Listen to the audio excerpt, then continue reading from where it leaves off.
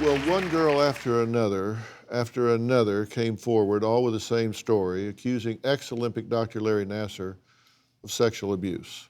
Another key player in getting survivors of Larry Nassar justice is attorney Jamie White. Now, he was the mastermind behind securing an unprecedented $500 million settlement for 332 survivors from Michigan State University. Now, I say unprecedented because there was really no provision for bringing this action. And it's true that Michigan State could have paid nothing, correct? Arguably, there were significant issues associated with the statute of limitations. Most of these claims would have been time barred.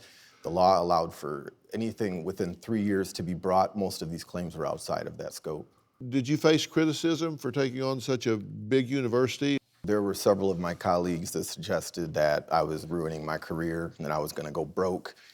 There were people within my firm that thought it wasn't a good idea. The law was against us. There's no getting around that. What made you so passionate about this?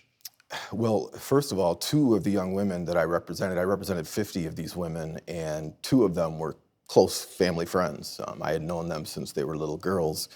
I'm a father. I have a mother. I have a wife, a grandmother.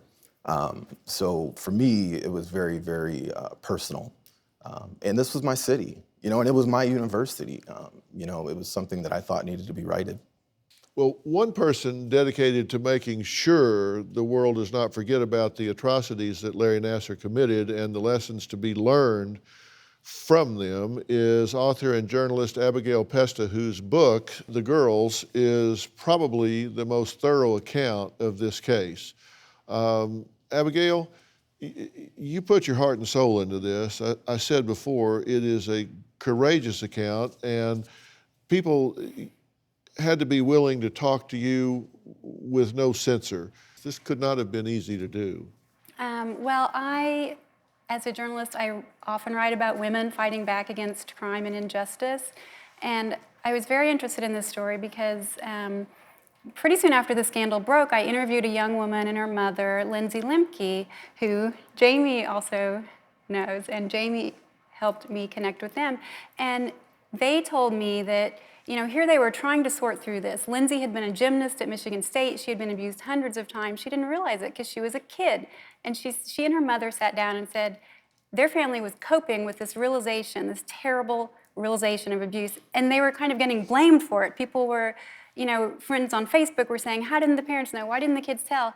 And I just thought, oh my God, here's this family dealing with this travesty, and they're getting blamed. And I thought, let's help people understand how this happened. And so Grace, Emma Ann, their courage, their bravery to tell these stories, that's what helps people understand, and that's how we stop this kind of abuse in the future. I don't think people realize he got away with this for almost 30 years. Wow. His very first survivor, she first met him in 1988. So she's in her mid-40s. Emma Ann, his very last survivor, mid-teens. That shows the range. And all of these women sharing their stories, they show how, through the decades, he managed to manipulate families, kids, the community.